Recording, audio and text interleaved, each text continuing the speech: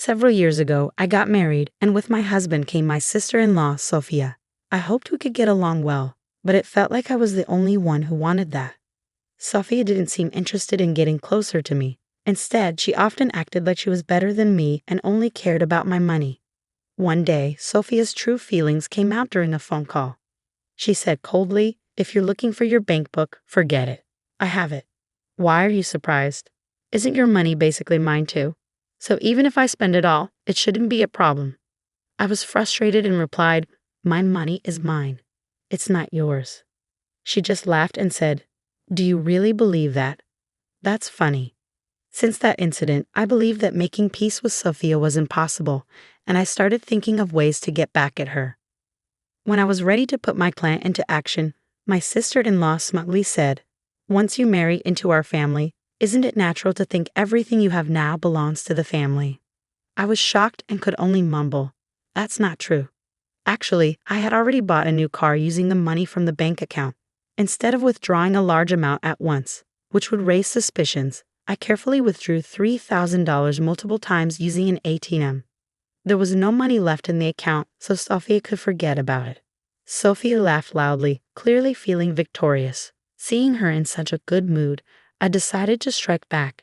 "Then I'll give up on the bank book and the money inside it, as you say." "What are you talking about?" she asked, confused. "You told me earlier to forget about the bank book and the money, right?" "Yes, I did. But you're the one who needs to let go. Can you guess why?"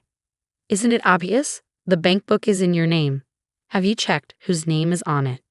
"Of course it was kept on a shelf in your house, so it must be in your name," Sophia said, sounding irritated. But I didn't back down. Her slip of the tongue was a big advantage for me now. "Sister-in-law, it seems you misunderstood something."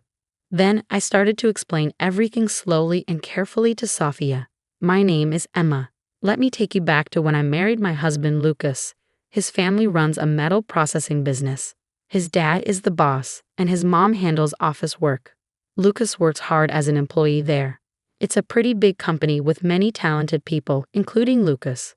I really want to support his family's business, but in the midst of all this, I noticed my mother-in-law looking exhausted. I started to wonder if the office workload was overwhelming her. So I decided to ask her directly about her health and how things were going at work. "Mom, are you okay? You seem tired." "Thank you for asking. Actually, 2 of our office staff recently quit, so I've been handling most of the work by myself," she replied. "Wow, that sounds really tough, managing everything alone," I exclaimed, surprised by the workload. As my mother-in-law explained in detail, I learned that the 2 staff members had left because they got married, and finding new people to hire was proving difficult. There also wasn't a clear plan for hiring new staff. So I decided to offer a suggestion. "I have experience in administrative work. If there's any way I can help, even a little bit, I'd be happy to support." My mother-in-law's face lit up. "That would be incredibly helpful. And don't worry, we'll make sure to compensate you fairly. Thank you so much in advance." After that conversation, I started playing a more active role in my father-in-law's company. My experience in administration came in handy, and my father-in-law was grateful for my help. My husband, Lucas, was always looking out for me. He made sure I wasn't feeling too stressed balancing work and household chores. "You only have to help until we hire a new clerk. I don't want you to overwork yourself," Lucas said one day. "Thank you, Lucas, but I get along well with your mom, and compared to my previous job, the environment here is much better.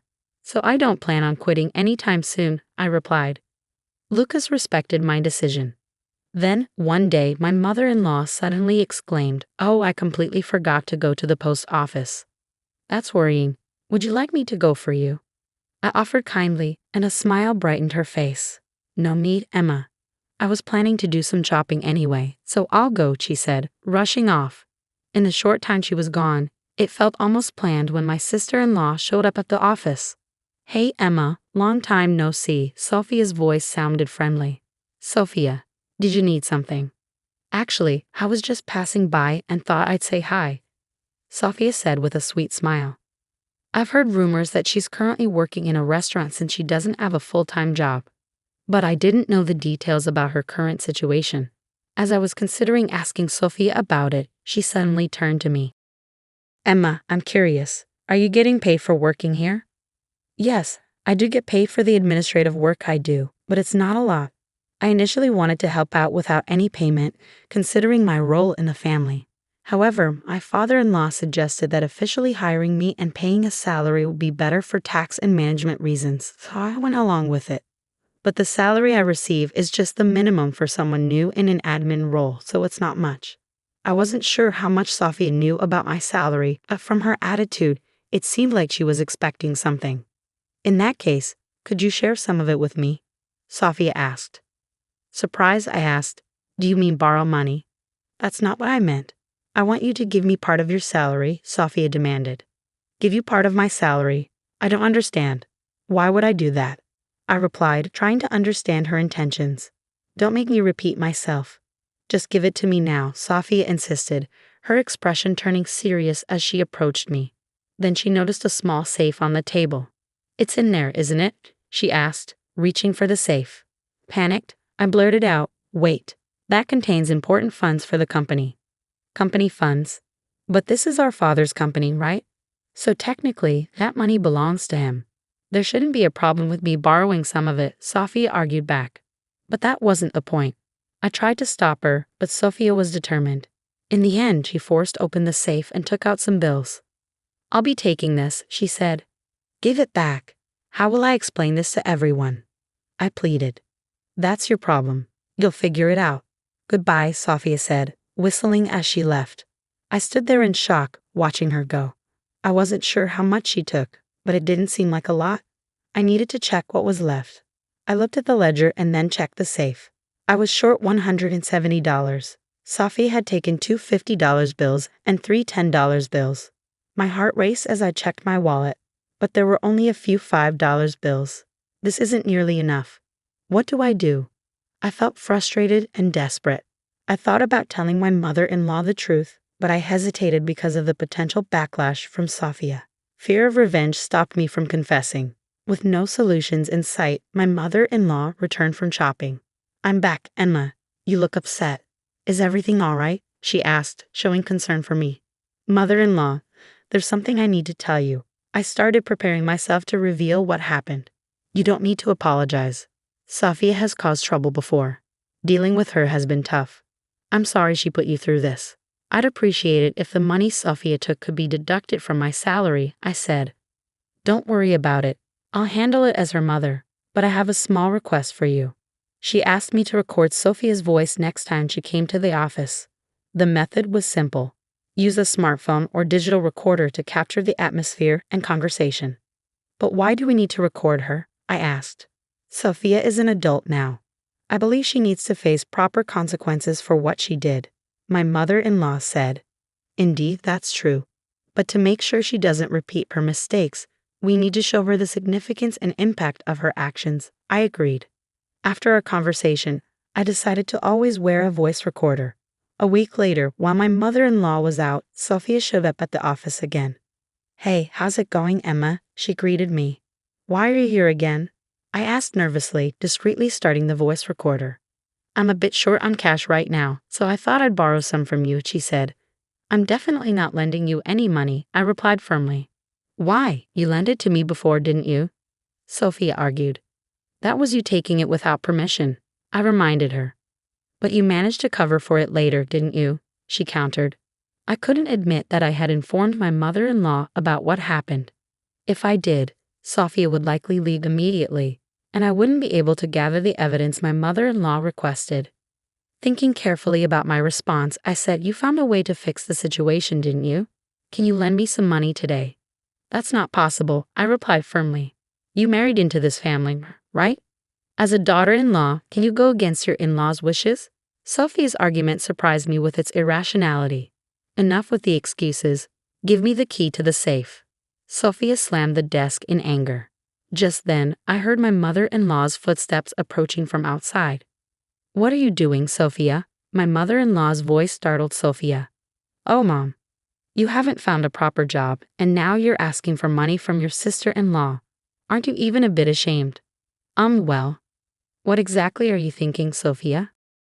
Quit bothering me. I may not have a full-time job, but I'm working part-time and managing just fine. At your age, still relying on part-time work? Aren't you embarrassed?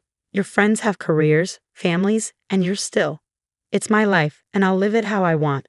And I have a great partner. Sophia interrupted, clearly agitated, before storming out of the room. After she left, I felt relieved. Mother-in-law, I appreciate your understanding, I said sincerely. Don't worry. Now that Sophia knows, she must be feeling some regret. My mother-in-law reassured me with a smile. But despite her reassurance, I still felt anxious. I was worried that Sophia might return with more demands. One day, when I visited my mother-in-law's house, she showed me a piece of paper. I got an invitation to Sophia's wedding recently, she said. It was indeed a wedding invitation. The groom's name was Leo. I didn't recognize the name, but my mother-in-law seemed to know him and looked somewhat worried. Leo is actually the son of the factory manager, she explained. Huh, he's the factory manager's son. That's unexpected, I said. The factory manager was someone my father-in-law had worked closely with and highly respected. Is the factory manager discussing anything specific about his son's marriage? I asked. Well, it turns out the factory manager had no idea about the marriage and was genuinely surprised when we told him, my mother-in-law explained. I see. Well, since it's already happened, I suppose we should accept it with a congratulatory spirit. There's no point in opposing it now, my mother-in-law said, her expression already accepting the situation. After the wedding, my sister-in-law probably told my mother-in-law, see, I did find a proper groom. Congratulations, Sophia, my mother-in-law said with a smile. Are you relieved now? More importantly, what are your plans for your new life together? What's your plan for the future? When my mother-in-law asked this with a serious expression, my sister-in-law seemed to be at a loss for words. Have you decided on a new place to live yet? My mother-in-law asked. That's something we'll think about in the future, Sophia replied vaguely.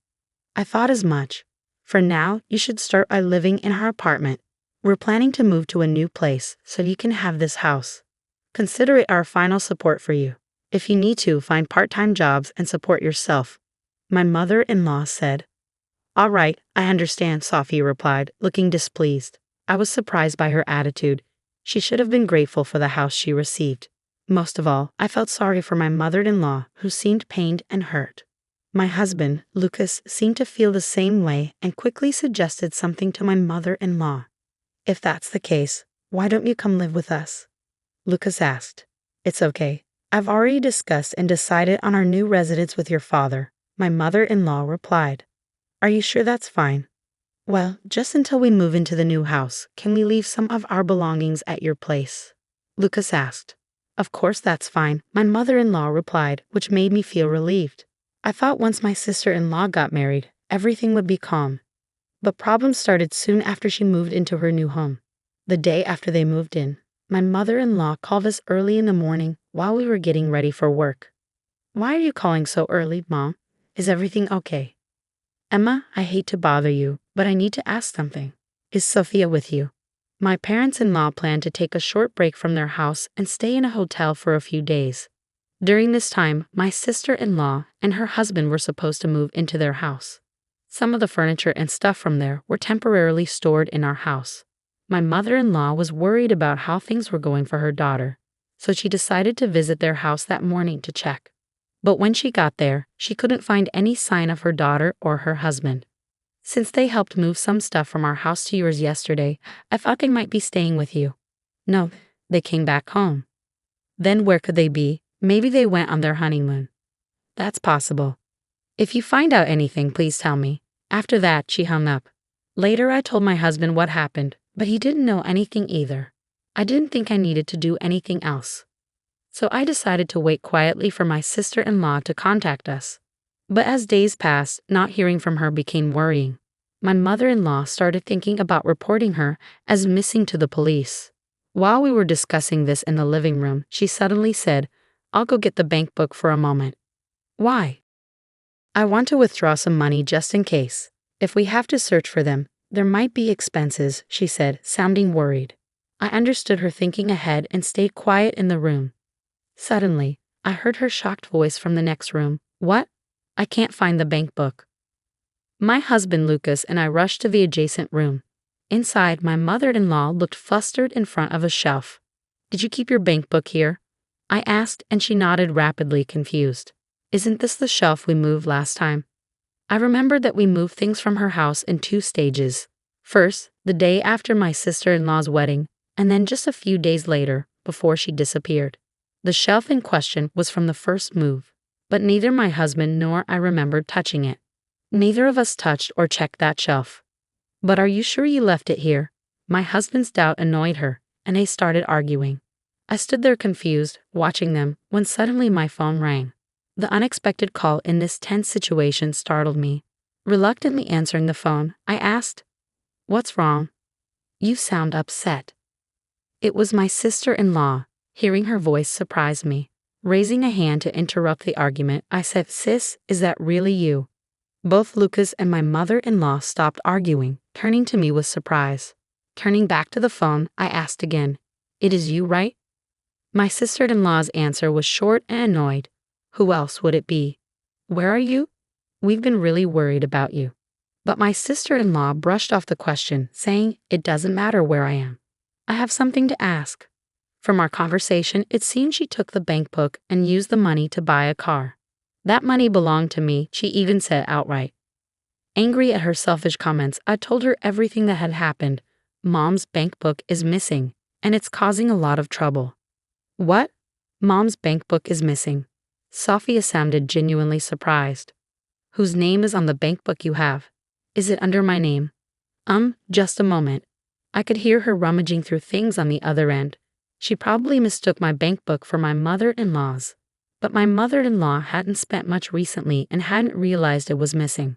It had been over a week since Sophia took the bank book, so the money inside was probably already spent.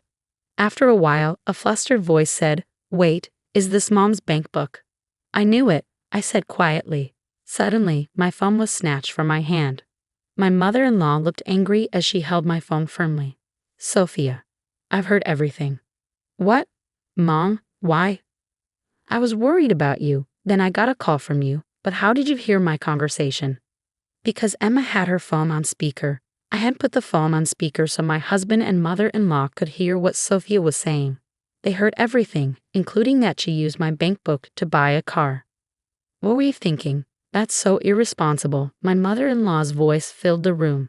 Sophia apologized, sounding regretful. "I'm really sorry. Using company funds without permission and taking someone's bank book. I messed up. Please forgive me. I'll be more careful from now on." "It's too late for that. Come home now and explain." "Yes, I understand." Sophia's shocked voice was interrupted by a loud thud from the background. "Hey, Sophia, are you okay?" my mother-in-law asked, but there was no reply. After a moment, Sophia's frantic voice came back. "Help me at the convenience store parking lot." Then the call ended suddenly. We could guess what happened. Sophia might have hit the gas instead of the brake and driven the car into the store while on the call. Soon after, the police reported that Sophia's car crashed into the store. Both Sophia and her husband were in the car. Luckily, they weren't seriously hurt, but the aftermath was messy. It turned out Sophia didn't have car insurance, so they had to pay for all the repairs themselves. My in-laws were furious. They went to get Sophia right away.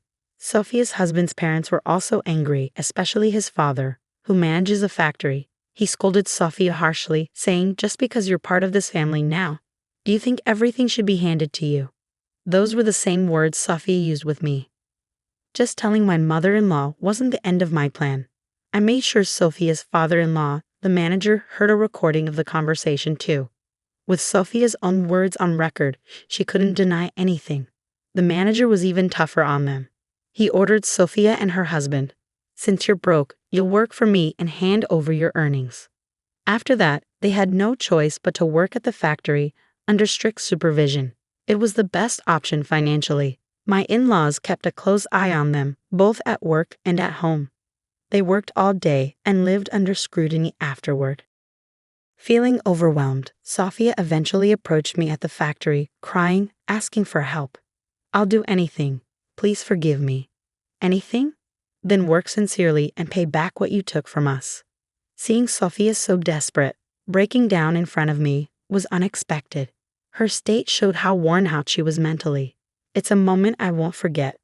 Part of me thought, you deserve this, but seeing her like that, I felt a twinge of sympathy, but she brought it on herself. Changing the subject, my life took a big turn shortly after. I decided to quit my job. I heard they were hiring new staff, and I found out I was pregnant. I want to focus on my new life with my baby and make sure I get enough rest. So there's this moment where Jessica suddenly realizes something about her sister. She thinks her sister is kind of sad and unlucky, and then she gets this idea. What's the idea? Well, just wait and see.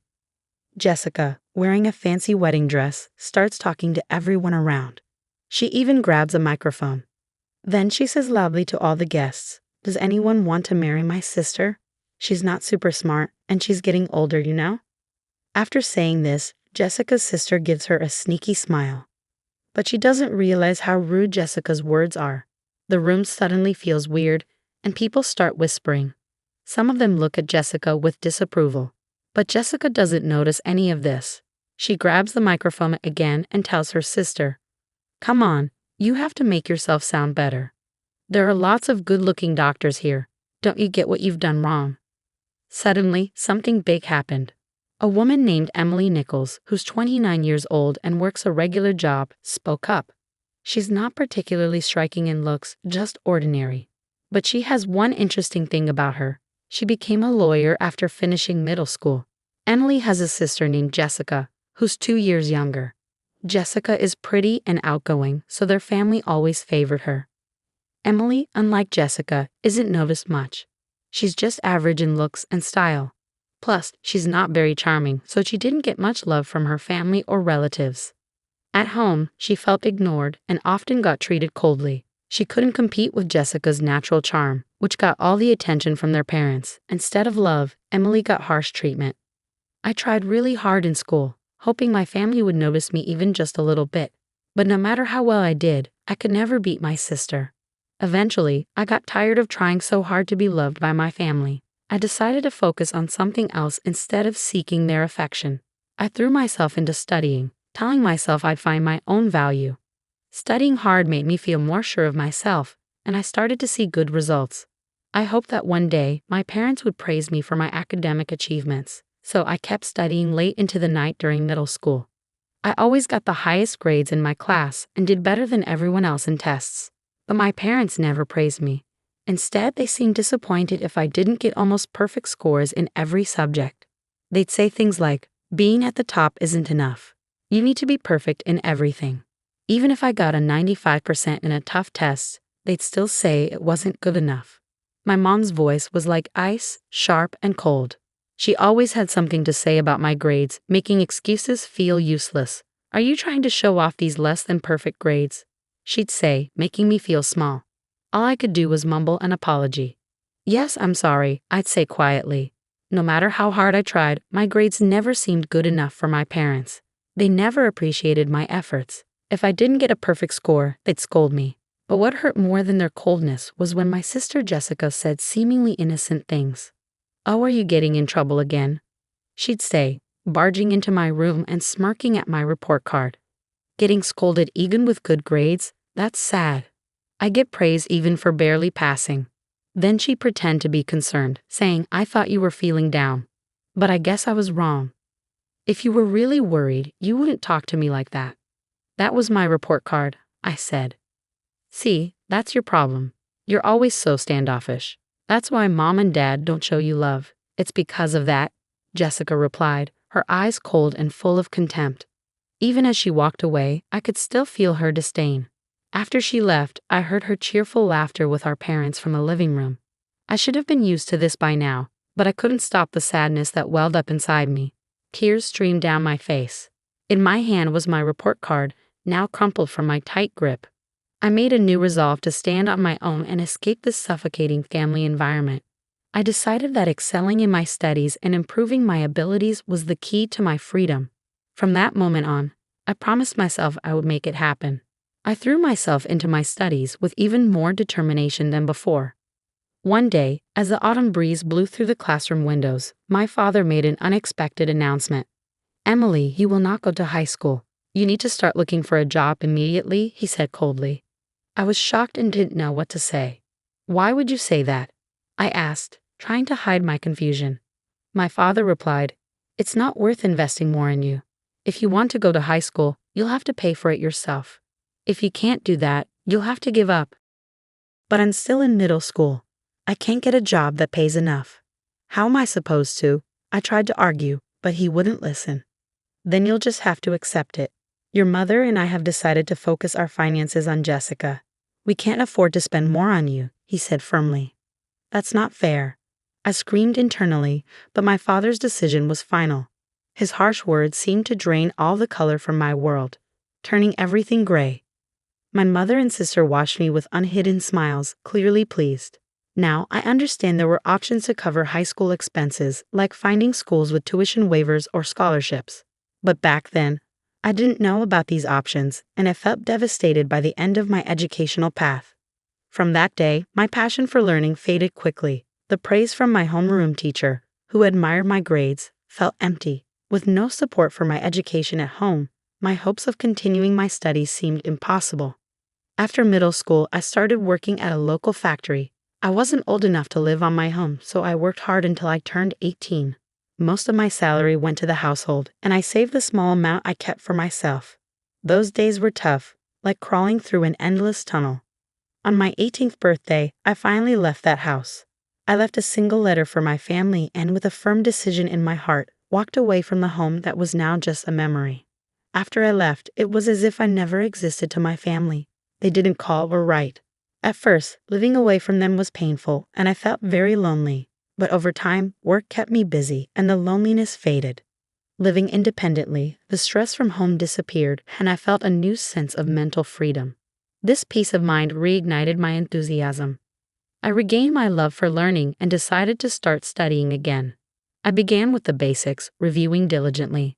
The joy of learning filled my heart once more, and soon I was studying with ease. I moved on to high school textbooks and started reading extensively. During my reading journey, I became fascinated by books on law, which sparked a deep interest in the legal profession. Although I had only finished junior high, the idea of becoming a lawyer seemed far-fetched. But then I learned about the preliminary examination system, which opened up new possibilities for me. This system offered a chance for someone with my educational background to take the bar exam. Armed with this new information, I intensified my dedication to studying. I used every possible moment at home and during breaks at work to memorize legal terms. During lunch, I would eat while studying for the bar exam. My workplace was full of older colleagues, most around my parents' age. They noticed my efforts and came together to support me. At the age of 23, I passed the bar exam. After that, I left my long-term job at the factory and got a position at a top law firm. After about 4 years of training there, I opened my own law practice. Now, I am a legal consultant for a hospital and I feel content. Yet sometimes, I wonder how my parents would react if they knew I became a lawyer. I think about whether I would finally meet their expectations. Despite this, I have not shared anything with them. In my heart, I believe I will continue not to reach out to them. However, an unexpected reunion with my family came sooner than I anticipated. One evening after work, I came home to find a message on my phone from my younger sister Jessica saying she was getting married. Jessica is getting married, I murmured to myself. My sister, now 27, was engaged to a doctor. The notification said her wedding was next month, and they wanted me to attend. Despite the long period of estrangement from Jessica and my parents, I hesitated to meet them. But as a family member, I couldn't ignore the significant event. So I replied that I would attend. My sister quickly responded with the exact date and location of the ceremony. Her message ended with, "Don't forget the wedding gift," which made me smile wryly. It seemed Jessica was more interested in the gift than in wholeheartedly welcoming me. I decided to use the wedding as an opportunity to reunite with the family and then part ways again. On the day of Jessica's wedding, I, Donna, carefully chose a blue dress and headed to the venue. After completing the entrance formalities, I took my seat in a family area where my father and mother were already seated. "You have some nerve showing up here. You must be doing well for yourself with the meager earnings from the factory," my father said coldly. "Indeed, you're right. Introducing someone like her as family does not do us any credit as parents," my mother added disdainfully. "Jessica shouldn't have invited someone like you," my father continued. I told him exactly that, but they insisted on receiving the celebration money regardless, my mother said quietly, right in front of me. They continued their conversation without hesitation, ignoring my presence. This was my reality. I had a faint hope that sharing my side of the story might bridge the gap between my family and me, but it was quickly shattered. Both my father and mother avoided talking to me completely. In the silence, I glanced around the venue and noticed some familiar faces on the groom's side. Haven't I seen that person somewhere before? I wondered, feeling a sense of déjà vu. As I tried to remember, I looked up the groom's name, and my suspicion turned into certainty. The connection I had anticipated became clear, and I couldn't entirely hide my surprise. It felt like a twist of fate. However, I decided to keep my emotions in check and quietly participate in the ceremony. As the program proceeded, the bride and groom made a glamorous entrance, followed by his team. Guests offered warm words and entertaining performances, softening the atmosphere. Time passed, and the banquet gradually shifted to dinner and then to photo-taking sessions. Throughout this time, my parents got up without acknowledging my presence and moved towards the front where the bride and groom awaited.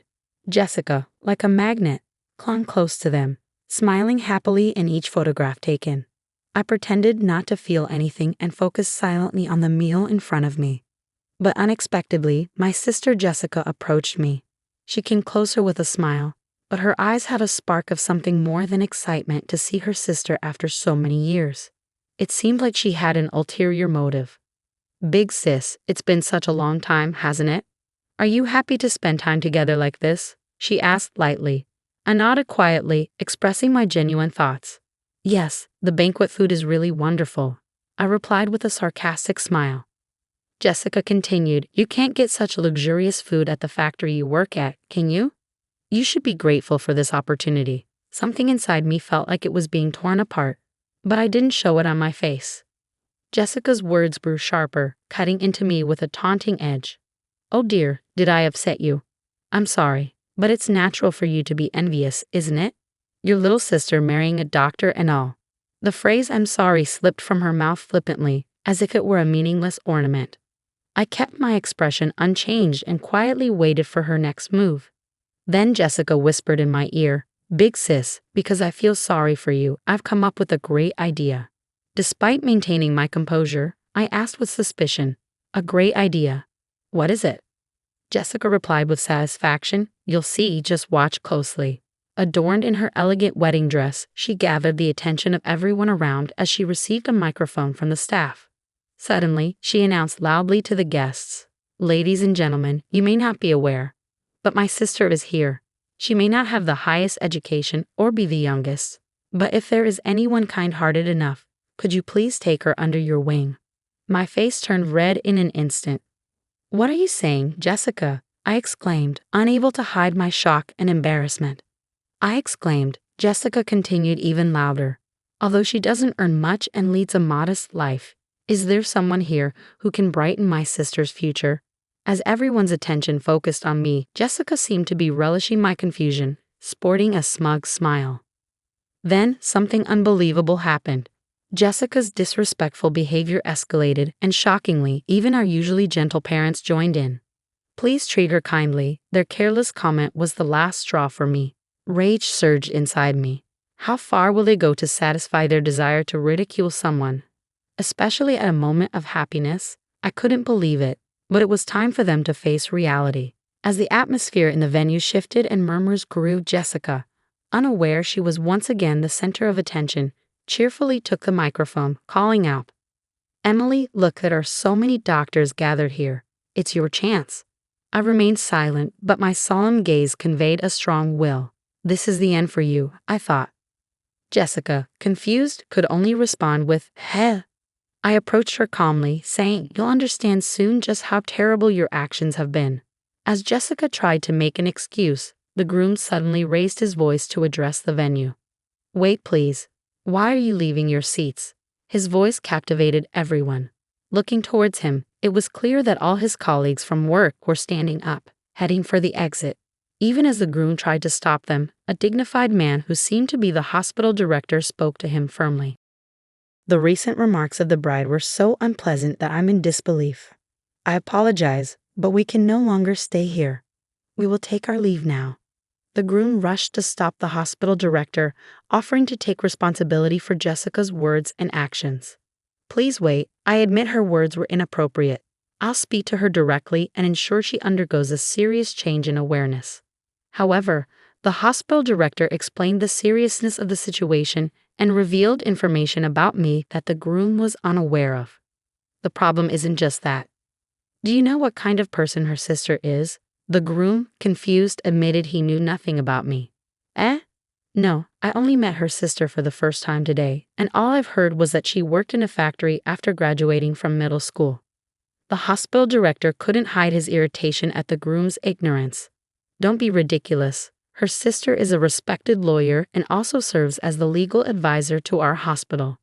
The groom was shocked to learn this, indicating he had no idea I was the hospital's legal advisor.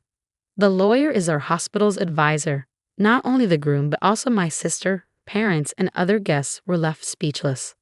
I was contracted as the legal advisor to that hospital, which was where my sister's future husband worked. The reason the groom looked familiar was because I had seen him several times at hospital events. Other guests likely realized this too when they saw me. My sister's inappropriate comments only made things worse, prompting the hospital director to openly express his outrage. Although the groom himself is a member of the hospital's medical staff and has no direct relation to me, to the hospital director and other staff, the legal advisor is of significant importance. The groom's face turned even redder, and he stepped toward his sister, raising his voice in reproach. What on earth is this? Because of your carelessness, my reputation is now tarnished. The groom reproached Jessica, his tone filled with indignation. Jessica stumbled over her words for a moment, then defended herself like a bewildered child. It's not like that. I truly had no idea that my sister was in such a prestigious position. Growing more indignant, the groom continued to chastise Jessica for her ignorance. Ignorance is no excuse. And how can you speak so lightly and disrespectfully of your own sister? As a human being, your behavior is at the very bottom. You've truly lost sight of what's valuable. Desperately trying to elicit some understanding, Jessica pleaded, "Wait a minute, listen. I have a good reason." However, the groom, unwilling to hear her explanation, declared decisively, "The withdrawal from the marriage itself. I have no interest in hearing your excuses. Our marriage discussion ends here." Shocked by his words, Jessica collapsed on the spot as if her soul had left her, her complexion turning deathly pale. Then, in a fit of anger, the groom and the guests disappeared from the wedding hall. As I was about to leave, I heard a desperate cry from my sister behind me. "Please help me, Emily." But I didn't let her cries sway me. Confronting her with a stern tone, I said, "Help you say? Why should I do such a thing for you? The situation you're in now is the result of your own actions. Trying to get a laugh with a joke that mocks others and then playing the victim when it fails is pathetic. I can't accept it." Jessica, confused and anxious, pleaded, "Why are you being so harsh?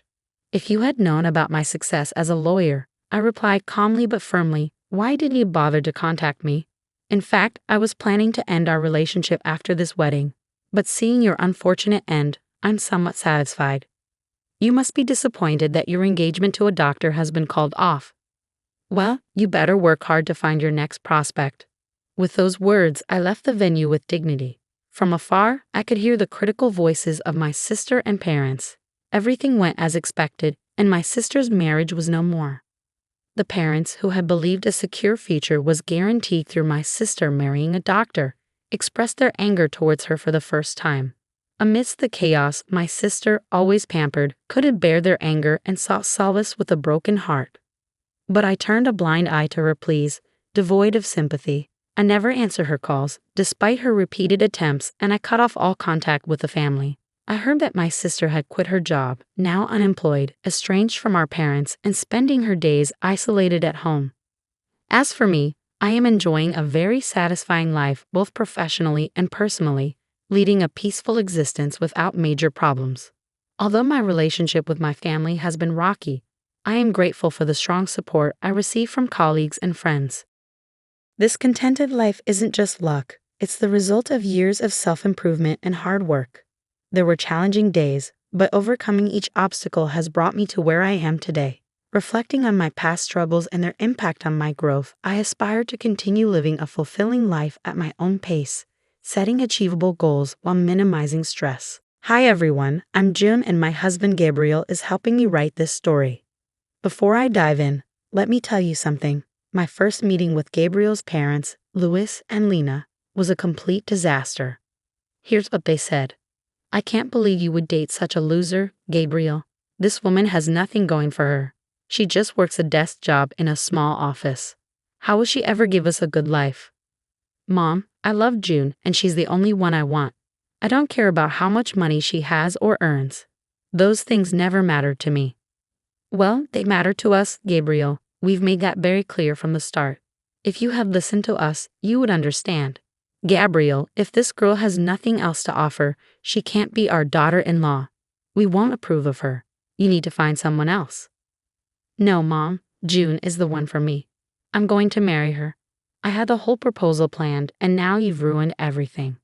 I was shocked the entire time this conversation happened. Yes, I was surprised Gabriel was planning to propose to me. We had been dating for 3 years, and I hoped he would ask me to marry him. But I didn't expect it so soon. But that wasn't the only reason I was stunned. Louis and Lena's reaction to our relationship was very upsetting. Gabriel had warned me about them. He had said, "Look, June, I've already met your dad. He's a great man and a great father.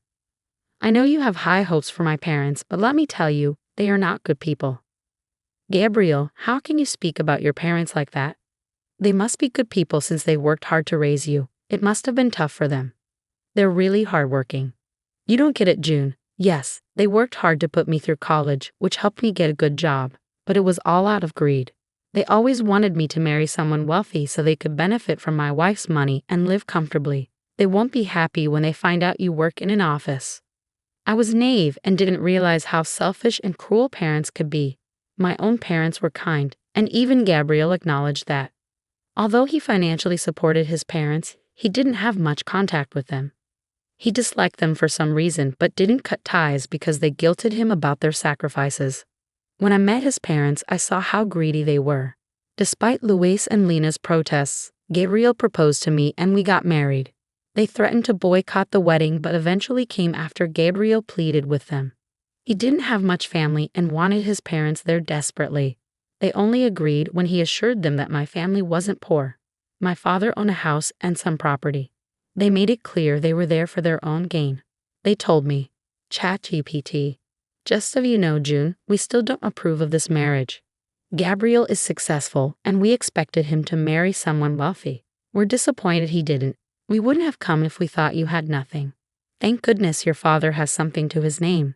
I hope you remember us and our presence today when you eventually inherit the house. I'm getting married today, guys. My father is healthy, and there's no reason for you two to bring up inheritance." I walked away from them after hearing their words. My father was my only family, and hearing that on my wedding day was sickening. I couldn't believe Louis and Lena had the audacity to demand a share of my money. I didn't tell Gabriel about it. I didn't want to ruin his day, and I knew it was hard for him to cut off his parents. Unfortunately, things went downhill from there. Gabriel and I were happy together, but his parents were always nagging us about money. They kept asking about my father's wealth, but we never gave them a straight answer, so they kept bothering us. Their behavior was embarrassing and entitled. They had no right to know my father's worth. We couldn't avoid them because we lived in the same city, and Gabriel wanted some relationship with them. For a few years, I tolerated their greed. They drained our savings by asking for more and more money, making excuses and guilt-tripping us when we refused. And they never stopped commenting on me and my inheritance. ChatGPT. I started to ignore them, but things got worse when my father was diagnosed with cancer. It was aggressive, and he didn't have much time left. We flew to visit him a couple of times since he lived far away. Louis and Lena weren't happy about it. They said, "You shouldn't spend so much on flying to your father. You're doing it too often. It'll drain your money. Yeah, he won't live long anyway, and he's in hospice. There's nothing you can do for him now, so it's better to save your money and not waste it there." Visiting my dying father isn't a waste of money, guys. And what we do with our money is our business. You have no right to tell us. We're your in-laws and we have a say. It's for your own good. You should spend money on people who'll be around longer to enjoy it. I was furious at their words. Dealing with my dad's illness was already overwhelming, and anyone who's lost a parent knows how tough it is. Louis and Lena weren't being supportive. Instead, they were subtly telling me not to see my father and to spend money on them instead. Thankfully, Gabriel stood up for me and ended the conversation. But from that day on, I was determined to set things straight. Once I was in a better place emotionally, I vowed to show them where they stood. My dad passed away about 3 months after his diagnosis. It was devastating. Even though I knew it was coming, seeing his health decline was incredibly hard to accept. Gabriel was my rock through it all. He held my hand as we arranged the funeral.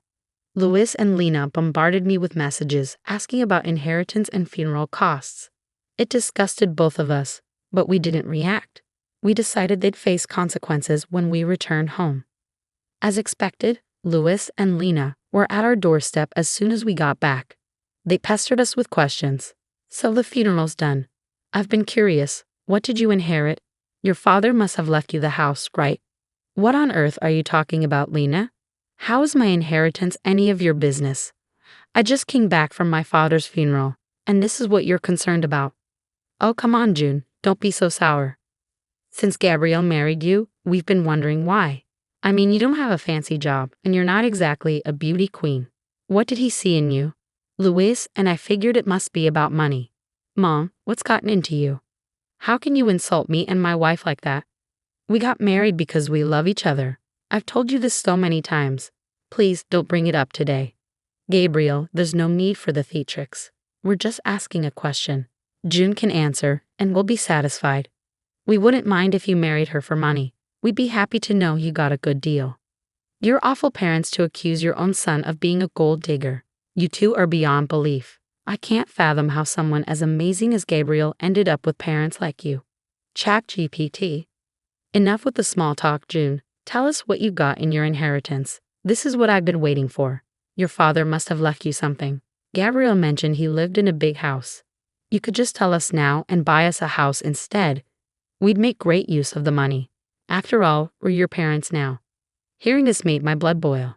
I was furious, and Gabriel looked at his parents in disbelief. Even he couldn't believe how greedy and selfish they were. My father hadn't been gone for even a month, and they were already planning to use my inheritance for themselves. They even started calling themselves my new parents. That was the moment I knew I had to act. I had tolerated them for years for Gabriel's sake, but now I needed to show Gabriel their true colors. I replied, actually, my dad didn't own the house when he passed away. I'm sorry to disappoint you. He did own it for a long time, but he had to let it go recently for reasons. What? So your father didn't even own his house anymore? No, as I said, he owned it a long time ago. He had to let go of it recently, so no, I didn't inherit the house or anything else. Oh my God, so your father was poor after all. I knew you weren't wealthy. Your father couldn't even keep his house until the end. He died with nothing. Leave our son, you're worthless. Mom, our marriage isn't over because she didn't inherit anything. You can't ask her to leave me over that. Don't interrupt, Gabriel. We won't allow this marriage to continue. You disappointed us by marrying into a poor family. You didn't consider our happiness. I'm ashamed to have a son like you. June, I'm sure you trapped my son into marrying you. People like you use tricks to lure men. Your plan was to cut us off and take his money. Well, I won't let that happen. Louis and Lena pressured Gabriel to divorce me and marry a wealthy girl so they could live in luxury. Gabriel was upset and breaking down. I knew I had to help him make a decision. Gabriel, are you going to let your parents continue this? I've tolerated their greed for too long because you felt guilty cutting them off. Are you still going to keep them in our lives? I don't think we can recover from this, June. I've had enough too. Mom, Dad, you've shown me your true colors today. You've used me for your own gain for years. I won't tolerate it anymore. Don't be foolish, Gabriel. This girl will lead you astray from your family. We're doing this for your own good. We didn't invest in you just so you could give charity to someone else. You need to divorce your wife and start over. There's still time for you to find a wealthy wife. We'll help you this time. You've made too many mistakes on your own. No, I won't leave my wife because she didn't inherit anything. I'm done being manipulated. I'm staying with June. You two won't be a part of my life anymore. What will you gain by staying with June? This isn't what we wanted. She's not worthy of you. If you stay in this marriage, we want nothing to do with you. We won't help you when she leaves you destitute. Seeing Lena and Louis's behavior, I decided to reveal the truth. I knew telling them my true net worth would make them beg and plead. I don't need to take Gabriel's money. I have plenty on my own, and I'll take care of him just fine without your help. Nice try, June. You don't have to lie to us, Lena snapped. Yeah, you're just the daughter of a poor man. You don't make enough money from your job to support Gabriel, Louis added. Well, actually, I have $50 million in my bank account. And no, I didn't earn it from my job. It's from my father. That's impossible. Your father didn't have anything, Lena scoffed. Don't try to deceive us, June. We can see through your lies. It won't work. We'll make sure you divorce our son and leave him to us, Louis threatened. I smiled at them and glanced at Gabriel, who gave me the go-ahead. He knew me well enough to anticipate what was coming next. I opened my bank account and showed them my balance. Louis and Lena's eyebrows shot up in disbelief. They exchanged a shocked look and stammered, "No, this can't be real. You must have faked these bank statements. You said you didn't inherit anything. How? You also mentioned your father didn't own his house. Where did this money come from?" Lena demanded. What I didn't mention was that my father owned a big ranch where he lived. He sold it before he passed away and gave me an early inheritance. He didn't want me to use my own money for his care. Unlike you two. Louis and Lena couldn't believe what they were seeing or hearing. They turned to Gabriel for confirmation, and when he confirmed it, they fell silent for a moment, exchanging another look. Then their tone shifted completely. Oh, this is wonderful news. We thought Gabriel made a mistake, but your father did right by you, June. You should have told us about this sooner, Lena exclaimed. Yeah, we got worked up for nothing. You did marry well, son. We're so happy for you both, Louis added. With Gabriel's expression, I knew my job was done. He would handle the rest, so I held back my frustration and let him take over. I trusted him to make the right decisions, and he didn't disappoint. Gabriel was furious and unleashed his anger on his parents. How dare you stand here and keep talking to us? You were pushing us to divorce, and now you act like June is family. How could you?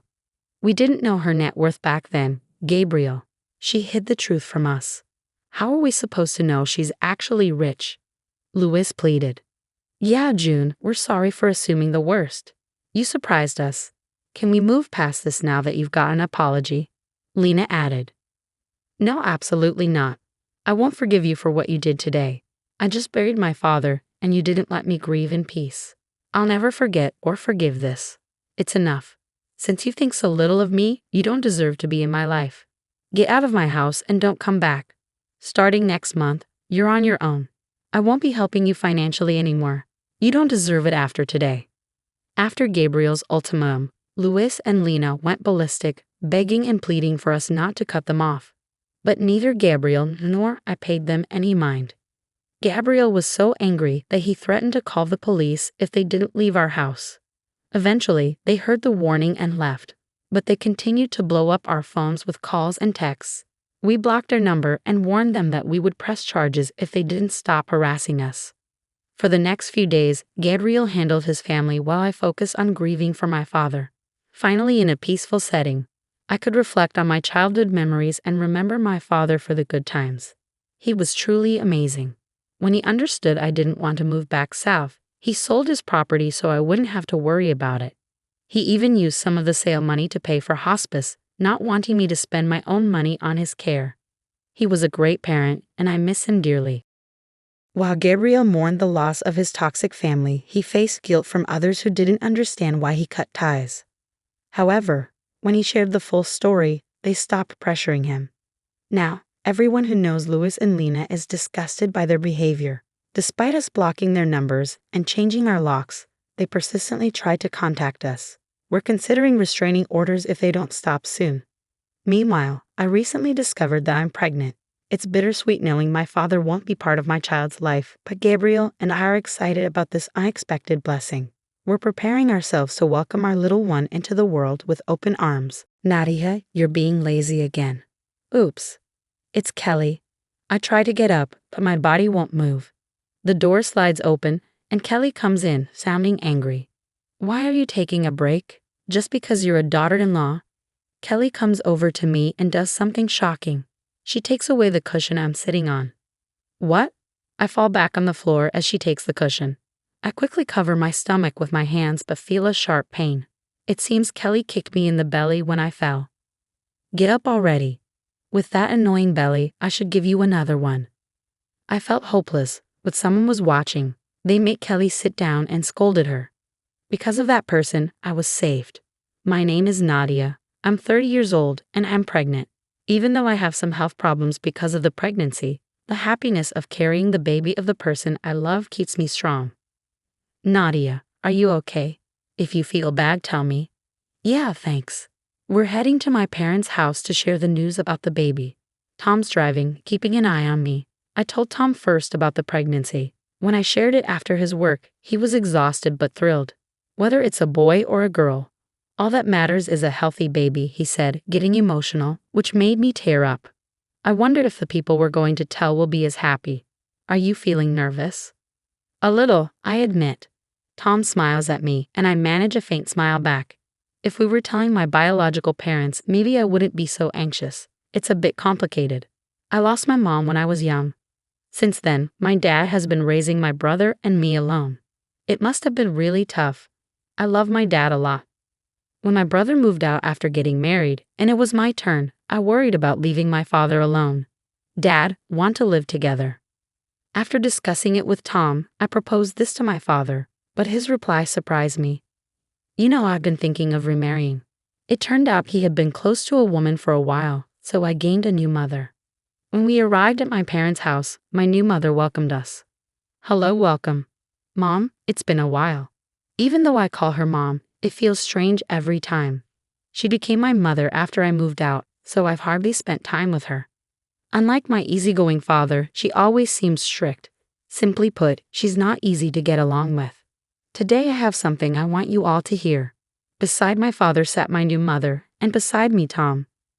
After we all gathered in the living room, I nervously shared my news. Oh, what is it? Well, it's still early, but I'm pregnant. Really? Congratulations, that's wonderful. My dad's face lit up with joy, his usual laugh lines showing. I'm going to be a grandpa. Looks like it's time for me to start feeling old. I can't wait to be a dad. I'm so thrilled. While Tom and my dad chatted happily, I quietly watched my mom's reaction. She didn't show much expression, hard to figure out. What was she thinking? Just as I wondered, she got up and left the room. Should I go after her? I hesitated, but she quickly returned. She had a thin blanket and a cushion in her hands. Nadia, use these. This room can get chilly. Oh, thank you. I felt a bit happy realizing she was worried about me, but my mom always seemed stern. Was it her cold, serious manner that made her hard to approach? A simple congratulations would have meant a lot to me. Maybe then we could have become closer. I was lost in these hopeful thoughts. We planned to leave right after sharing the news, but my brother and his wife, Kelly, dropped by, changing our plans. Tom and I live about an hour's drive from my parents' house, while my brother and Kelly are just a 5-minute drive away. They often visit on days off like today. It was an unexpected meeting, but a good chance to share my pregnancy news. No way. Ah, you beat me to it. That's too bad, my brother joked, pretending to be disappointed. Kelly lightly tapped his head. What are you saying? First, congrats. Congratulations, Nadia. Thank you. Kelly had a vibe similar to my mom's, direct and kind, but a bit intimidating. Honestly, I'm envious. We've been trying with no luck. Just getting older over here. At this rate, we'll be old before we know it. I'm only 2 years younger than you. Thanks for trying to cheer me up. Kelly often made self-deprecating comments like this. I always find it tough to respond in these moments. Well, we should probably head out, Tom. Yeah, let's go. As we were getting ready to leave, my parents and my brother's family offered to walk us out. Feeling a bit dizzy, maybe from the pregnancy or just the tension, I needed to be careful not to fall. I was holding onto the handrail for safety when suddenly I felt a heavy impact on my right shoulder from behind. Ouch! I nearly stumbled but managed to stay upright thanks to the handrail. Sorry, Nadia. I tripped and accidentally bumped into you. Are you okay? Yes, I'm fine. It was Kelly who had bumped into me. Tripped? but we were just walking down a straight hallway. Can that really happen? Normally, wouldn't you grab the handrail or the person next to you if you were about to fall? Why would she bump into me knowing I was pregnant? A chill ran down my spine, feeling uneasy. Sorry. Oh, you don't think I did it on purpose, do you? Don't look at me like that. It's okay. I'm fine. I couldn't accuse her without proof. Maybe it was just an accident. With that, we left my parents' house without saying anything else. After getting home, I took some time to think. Maybe I'm being a bit oversensitive because of the pregnancy. I've always gotten along okay with Kelly. There are things about her that I find difficult, but we've never really had a problem. I'm sure that feeling of malice I sensed was just in my head. I tried to convince myself of that. But after that, I started encountering strange things more often, and with each incident my distrust towards Kelly grew. The first odd thing was about my personal belongings left at my parents' house. It turns out they were somehow thrown out in the garbage. It was my mom who contacted me. I found some clothes that looked familiar in the trash. I picked them up, but what do you want to do with them? Can you leave them as they are? I'd like to check them later. When Tom and I went to check, they were indeed my belongings. Both my mom and dad said they would go into my room, but they wouldn't throw anything away without asking. So who did? Well, the day before the garbage day, Kelly came over to visit. Oddly enough, she was alone. My heart raced as previous incidents came flooding back. My mom looked at me silently, then said something as if she had sensed something. Maybe I shouldn't have said that. It's not good to suspect without proof. But maybe you should ask. What will you do? What can I do? It bothered me, but I didn't want to stir up unnecessary trouble. It's okay, she probably just came over to visit. All right then. For a while, everything was calm. Thankfully, my pregnancy was progressing smoothly, and the baby was growing healthy. Before I knew it, I was already 8 months along. By this point, I had reached a stable phase of the pregnancy, and my physical condition had improved. Since I hadn't seen Kelly in a while, there were no more issues. Then one day, my dad invited us over, saying, "Why don't you and Tom come over on your next day off?" He chose a day when there was a big festival near our parents' house. Every year, we gather at our parents' house for this festival. It's a lively celebration with all our relatives. When I told them about your pregnancy, everyone was thrilled. They said they'd love to see you, but of course, your health comes first. Standing for long periods was challenging with my growing belly, but otherwise I was doing well. I think we'll go. Yay, everyone will be really happy. With Tom saying yes, we went to visit my parents' house after a long time. Hi there, Nadia. Congratulations. My, you've grown a lot. Your baby is going to be strong and healthy. Every family member I saw said congrats. Some of them I only see on special days like this. I felt really happy and ended up moving around more than I should have. Nadia, are you moving too much? Is your belly feeling tight? My mom noticed it first. I hadn't even realized my belly was tight. Oh, you're right. It does feel a bit tight. Please take care. You're going to be this child's mom, Mom said firmly, then held my hand and guided me to another room. There was a mattress in there. Take a rest for a little while. Thank you. I could still hear everyone's voices from the nearby room. Lying down, I realized I was more tired than I thought. I felt like I could fall asleep right there. As my head started feeling fuzzy and I began to drift off, I felt a gentle tap on my head. Huh. When I opened my eyes, there was Kelly with a serious expression. Hey, what are you doing here? Everyone came to see Nadia, didn't they? It's kind of selfish to sleep. Come on, get up. Without waiting for me to respond, Kelly pulled me back out to where the relatives were. Oh, Nadia, where were you? Surrounded by everyone, I couldn't say I needed rest. So I just joined the conversation, forcing a smile. But as I stood and moved around, I could feel my belly tightening again. It wasn't good. I tried to leave a few times, but Kelly stopped me each time. Seriously, you always try to be alone. Do you dislike everyone that much? Accused like this, I couldn't leave. I stayed as long as I could, but when Kelly went to the bathroom, I finally sneaked away to another room. I really wanted to lie down, but I couldn't take the risk. I didn't know when Kelly might come back. Struggling to keep steady, I managed to sit down on a cushion I brought from the other room. I let out a quiet sigh. Honestly, lying down was all I wanted. But I couldn't risk Kelly finding me. She'd been subtly criticizing me since earlier. This place felt like a battleground. I couldn't relax for a moment, stay strong. But despite my efforts, my belly kept tightening. It wasn't painful, but it felt hard. I was only 8 months pregnant, not ready to give birth yet. I didn't want to stress the baby more. But if I rested, who knows what Kelly might say about me? When should I move? What should I do? While I sat there, holding my belly, worrying. Nadia, slacking off again. Darn it. It's Kelly. I tried to stand up, but I couldn't move. With the sound of the sliding door opening, Kelly entered, her voice full of anger. Why are you resting? Just because you're the daughter-in-law? Kelly marched aggressively towards me. But here, in this house, I'm treated like a daughter, not just a daughter-in-law. That's what I believed. But then she did something unbelievable. She grabbed the cushion I was sitting on. Huh? The force made me fall back onto the mat. Instinctively, I protected my stomach with my hands, but then felt a heavy impact on them. It was Kelly's foot. She had kicked towards my stomach as I fell. Luckily, her foot hit my hands first, lessening the impact on my belly. Get up already with that annoying belly. Need me to give you another one? She didn't seem to care anymore. I knew I needed to get up quickly, but my heavy belly and the shock slowed me down. You're too slow. As I was on all fours, Kelly raised her foot again. Stop. I couldn't react in time. I curled up tightly, bracing myself. And then it happened. Stop. A loud, commanding voice filled the room. I looked towards the voice and saw my mother standing there, her expression fierce.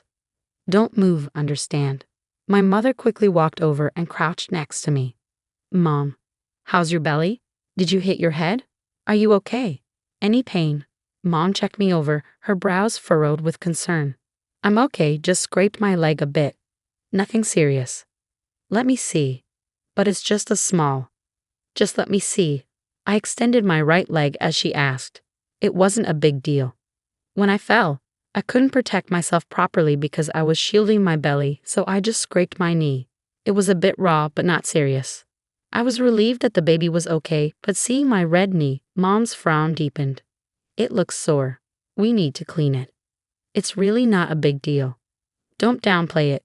Your body matters. Mom turned around and shot a sharp glare at Kelly. Kelly, sit down over there. It's not what you think. I was just trying to, you know. Just sit down. Kelly, ordered firmly by my mom, sat down looking pale. Mom took a deep breath and shouted even louder. This is ridiculous. The room felt tense. Startled, Kelly shrieked and flinched. Kelly, do you understand what you've done? It's not like that. I was just trying to fix the cushion, and Nadia fell over. Right, Nadia? I was fixing it? Kelly tried to justify herself. That's not true, Kelly, I replied after a moment. You clearly pulled it out. And why would anyone need to fix a cushion someone's sitting on? It doesn't make sense, and it's not necessary. Yeah, exactly. I didn't expect Nadia to fall like that. It really surprised me. Kelly nodded vigorously. There was no sign of remorse or concern in her expression. It was like she was insisting she did nothing wrong. It felt like she blamed me for being clumsy. I could almost hear her thoughts. She was trying to get away with it, but I knew she did it on purpose. At that moment, I was terrified, not just for myself, but for the baby inside me. I shuddered at the thought of what could have happened if I hadn't shielded my belly. If she had kicked me directly, it would have been horrifying. I wanted to confront Kelly, but the words wouldn't come out. Seeing my struggle, Kelly smirked.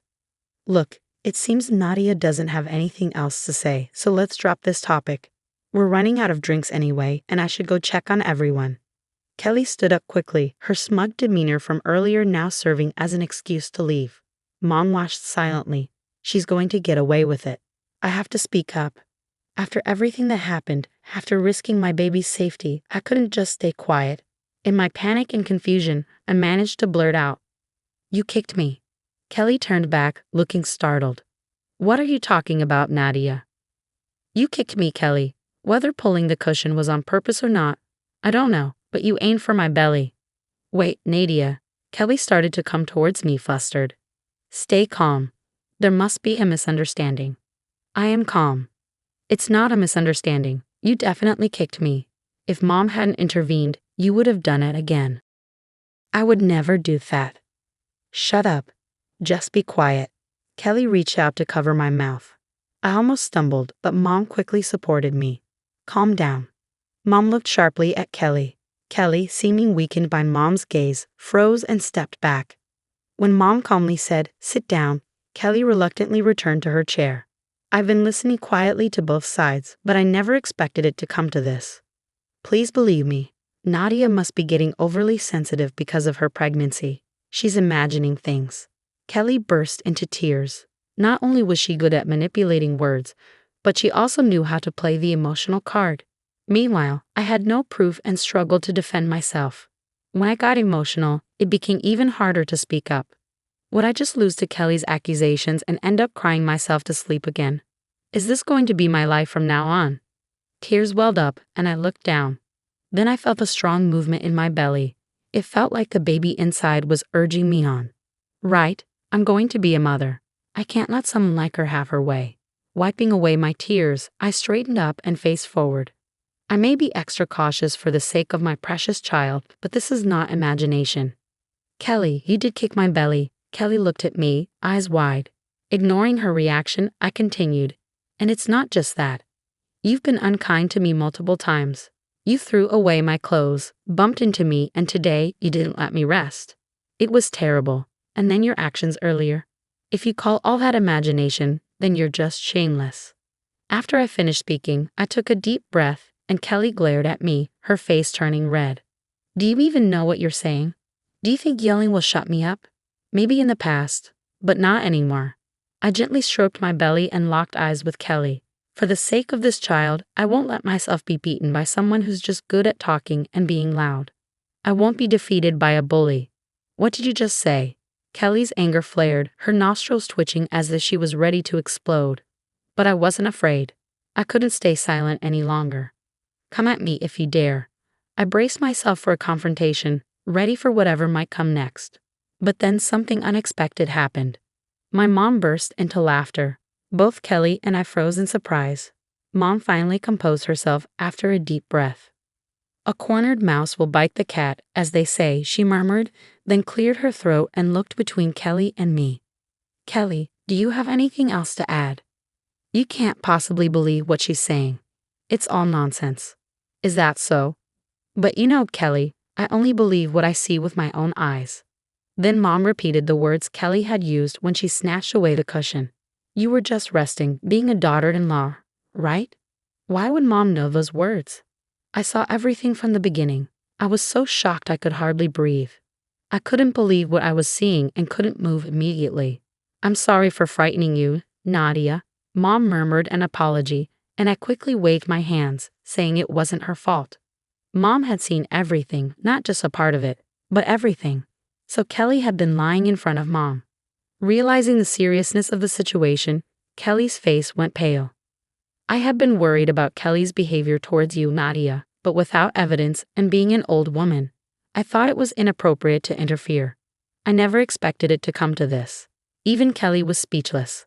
I thought I might need to intervene, but Nadia, you handled it so well. That's what a mother looks like. You did amazing, just like my own daughter.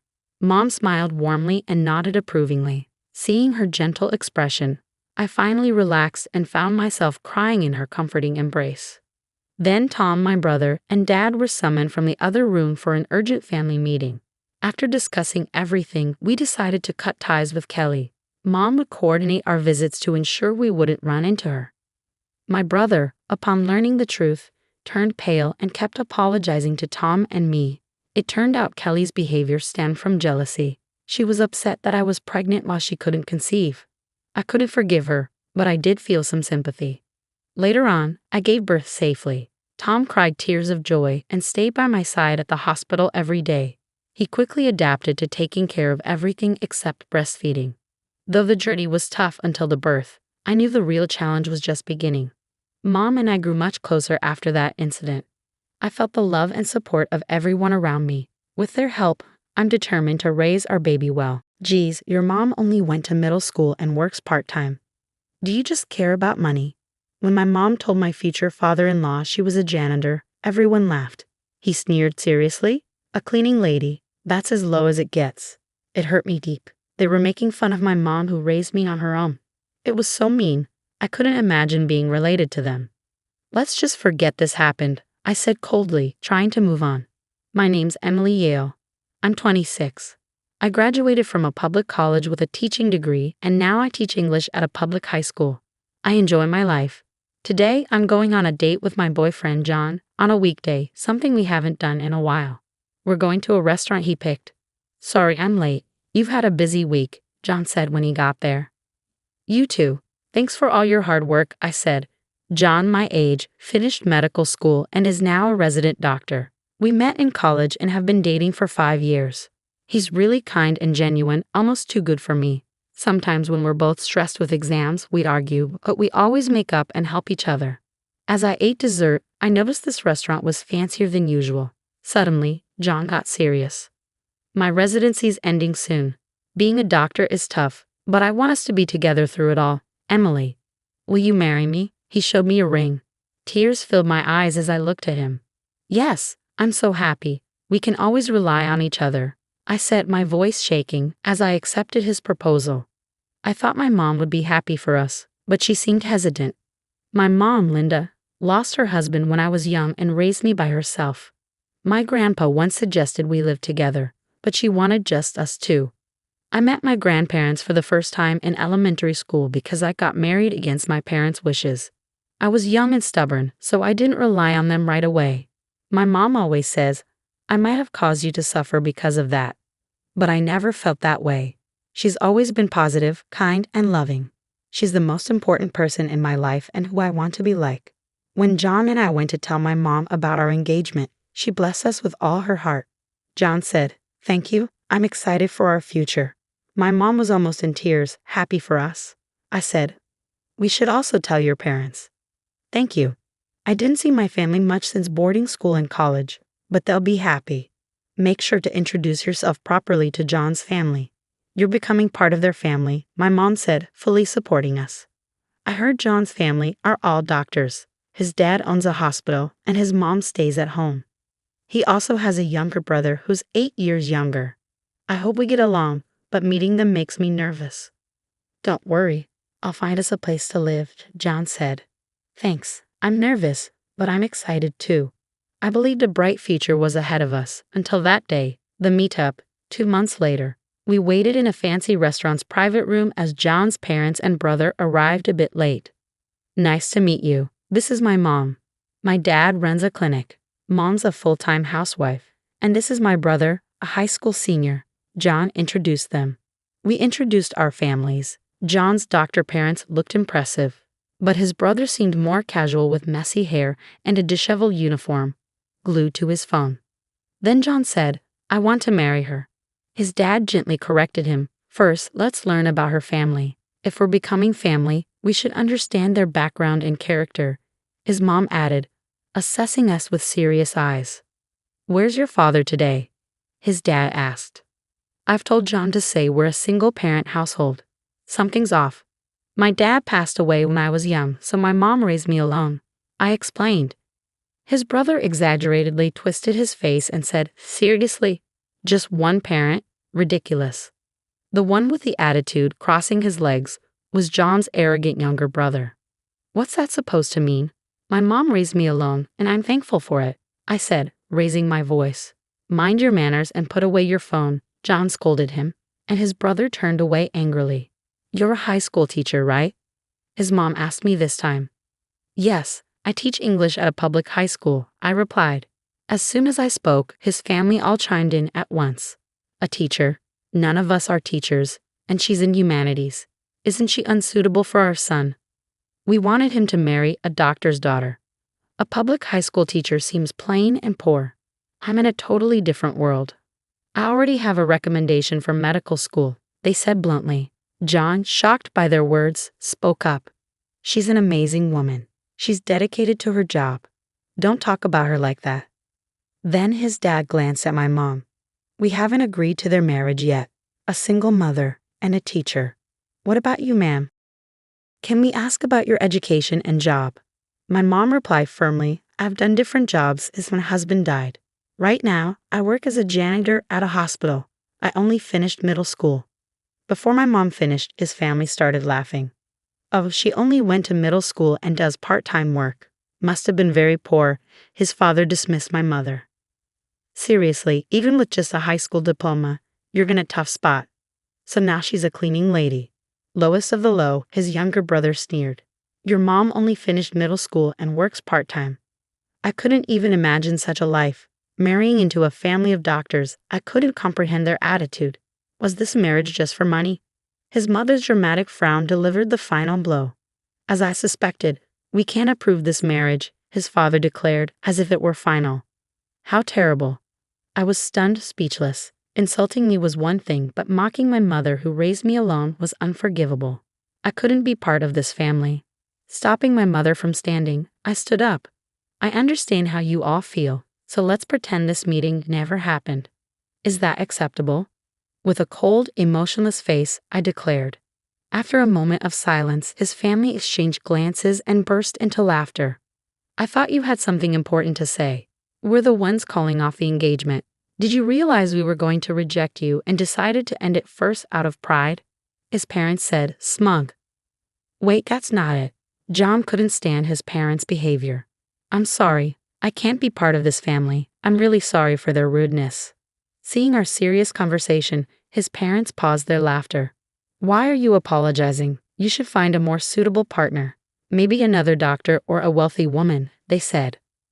I stopped John from saying more and asked, would it have been better if I were a rich heiress? Of course, even if you're not a doctor, being rich wouldn't be a problem. You could help our hospital, right, dear?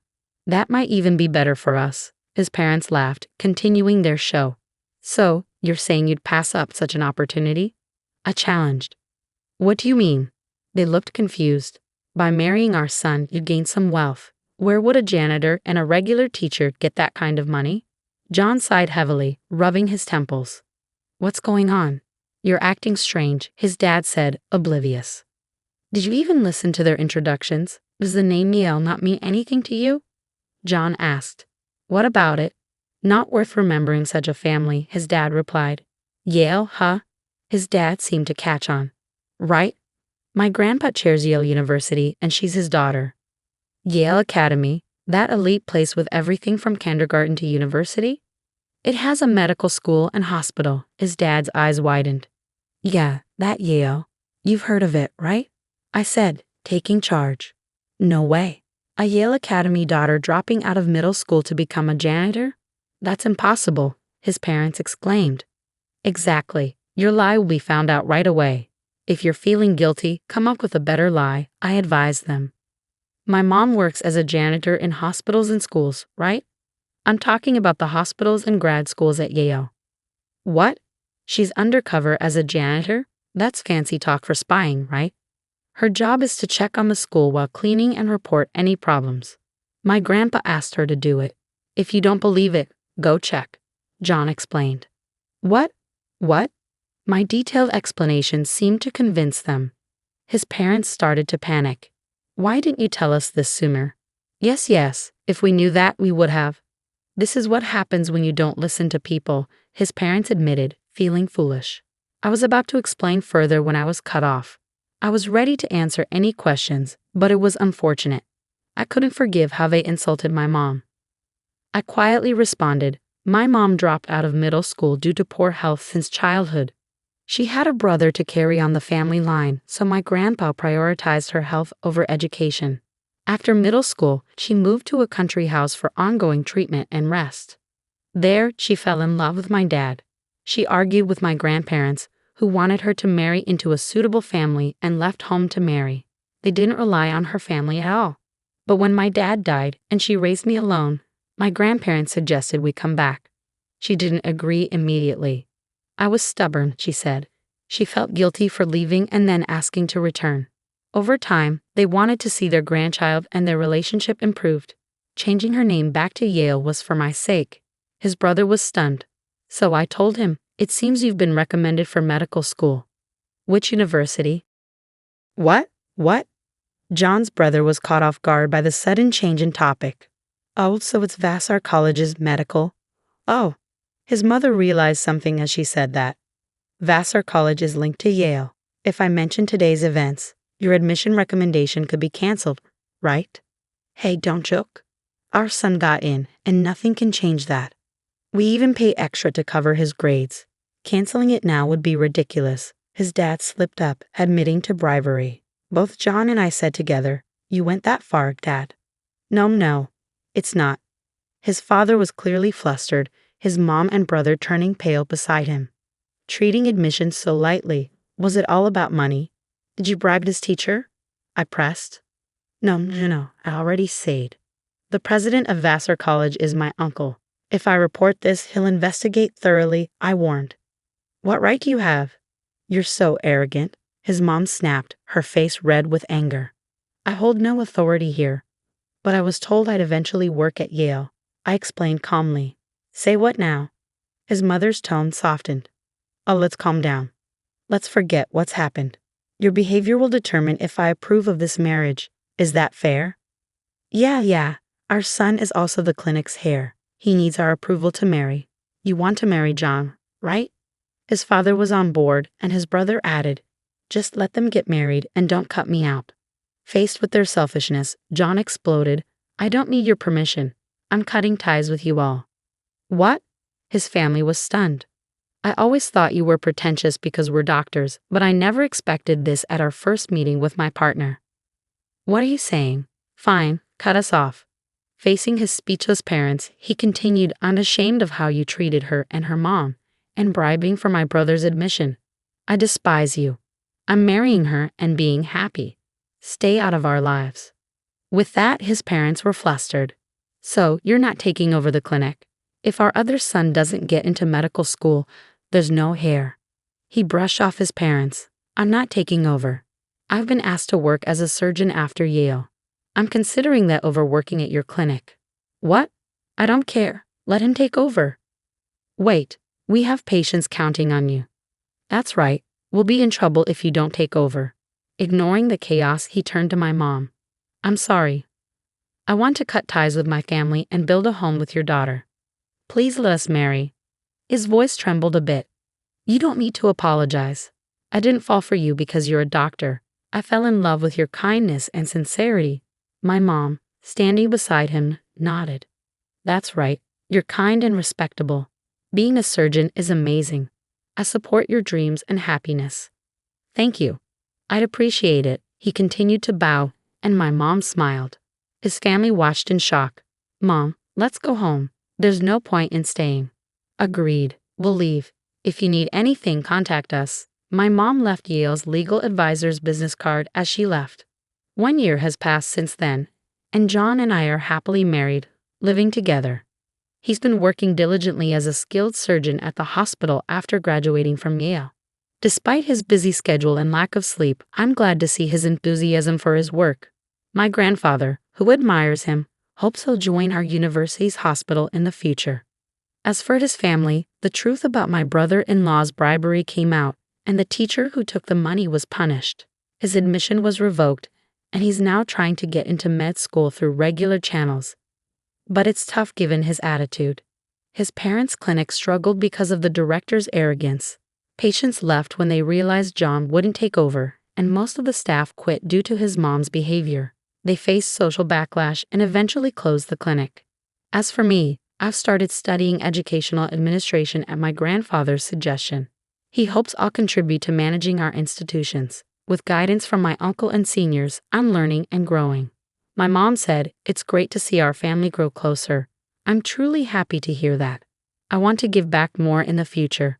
Though my days are busy, I'm grateful for the support from my mom and husband.